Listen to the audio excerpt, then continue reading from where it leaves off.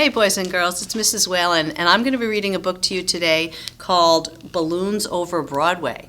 And if you've ever seen the Macy's Thanksgiving Day Parade, this is the story of the man who invented the balloons that we see flying down Broadway in New York City. From the time he was a little boy, Tony Sarg loved to figure out how to make things move. He once said he became a marionette man when he was only 6 years old.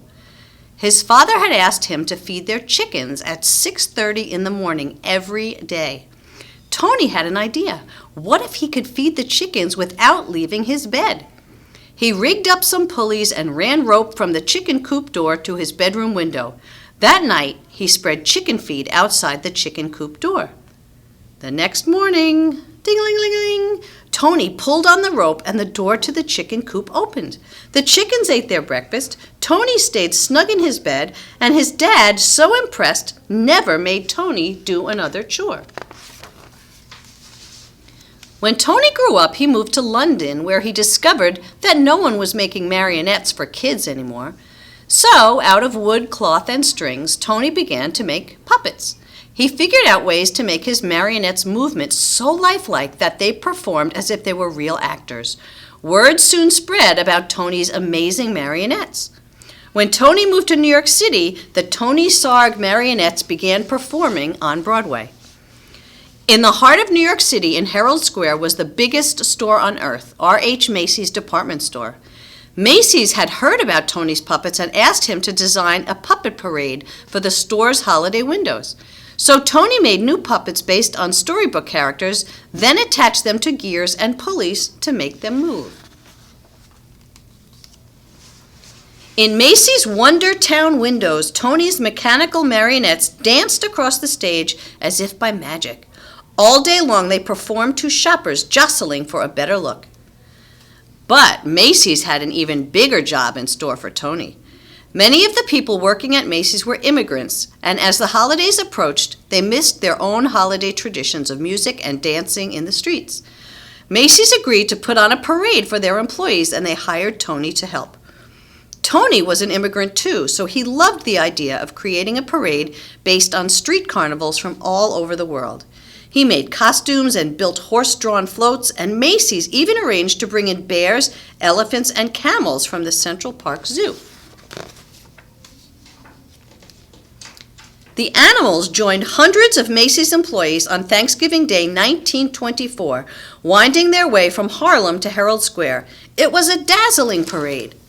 In fact, Macy's first parade was such a success that they decided to have one every year on Thanksgiving Day to celebrate America's own holiday.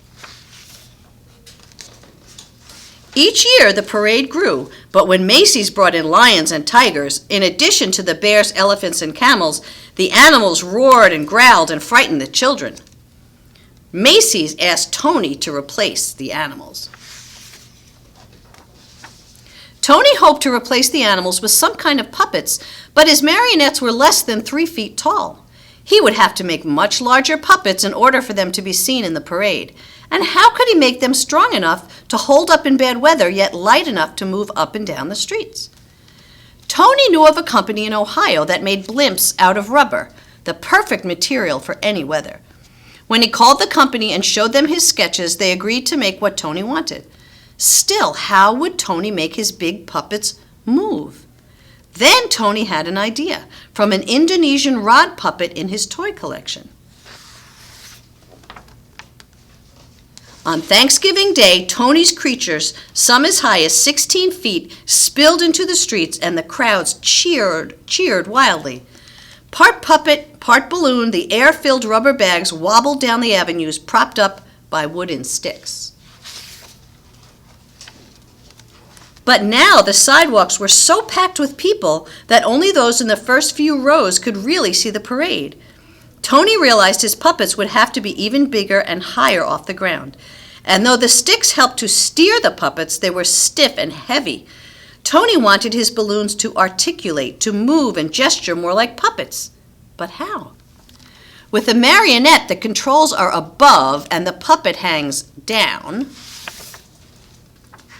But what if the controls were below and the puppet could rise up? During the next year, Tony set his new idea into motion. This time, he asked the company in Ohio to make balloons out of rubberized silk, as strong as rubber but lighter than rubber alone. Most important, Tony ordered the balloons to be filled not just with air, but with helium too. Since helium is lighter than air, it would make the balloons rise. Once the puppets were completed, they were deflated and shipped back to Tony in New York.